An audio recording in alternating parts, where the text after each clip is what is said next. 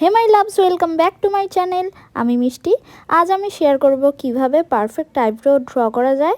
তো চলো শুরু করা যাক আজকের ভিডিওটা।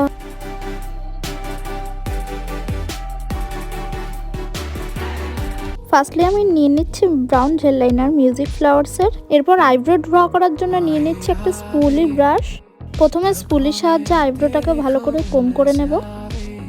দেন একদম অল্প একটু প্রোডাক্ট নিয়ে আমি আমার আইব্রো ড্র করা শুরু করব। আমার আইব্রোর শেপ অনুযায়ী একটু ওভারলাইন করে আমি আইব্রোটা ড্র করছি। এরপর আইব্রোর শেপ অনুযায়ী আমি নিচটাও ড্র করে নিচ্ছি। এরপর ভেতরটা ভালোভাবে ফিল করে নিচ্ছি। এরপর অবশ্যই মনে রাখতে হবে আইব্রো ড্র করার সময় সামনের দিকের কিছুটা পার্ট ছেড়ে তারপর ড্র করা শুরু করতে হবে। এবার আইব্রোর ফ্রন্টটা হালকা করে ড্র করে নিতে হবে, এক্সট্রা কোনো প্রোডাক্ট দেওয়া যাবে না।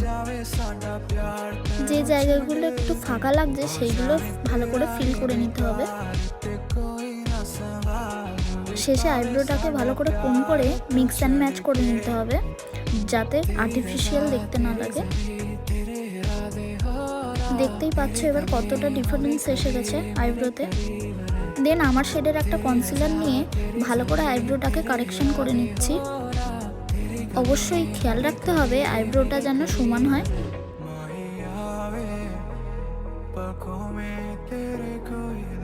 এরপর ওপর দিয়েও ভালো করে কারেকশন করে নিচ্ছি আইব্রোটাকে।